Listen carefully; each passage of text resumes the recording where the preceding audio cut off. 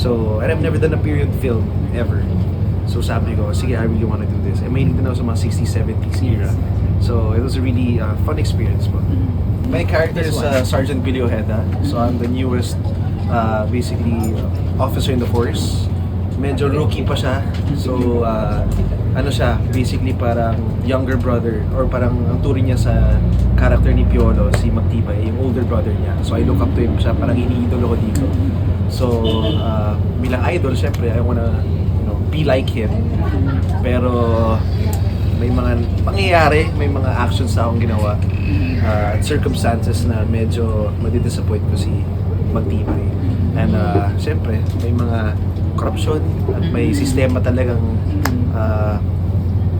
na matagal lang ginagawa sa force na kahit kami, usually kami kasi yung Manila's Finest gusto namin lumapit dun sa the ways, the old ways.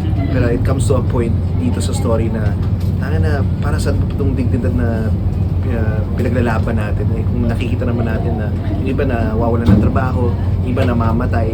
So is it really worth it to really fight against the system? It's a constant battle between wanting to do what's right and wanting to survive also. So yun po yung medyo pinagdadaanin ni Ojeda. Super cool ni Direk actually.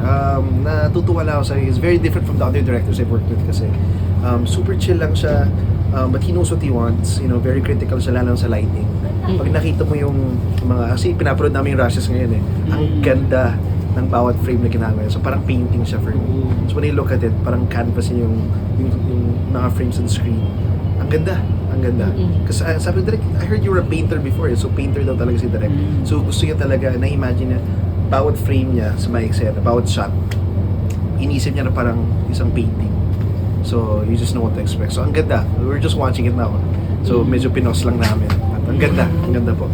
I think it's very important. I mean, I really want at least my part of history, especially Philippine history, when it comes to Metro Manila Film Festival. Hindi lang comedy, hindi lang pang-pamilya, but something that we can also learn about, about our history. And yung mga kabataan din natin. So I think it's very important. That's why I really wanted to be part of this. Yeah. First time ko gumawa ng ganito po eh. So it's super out of, line sa mga ginagawang project. So I'm just excited.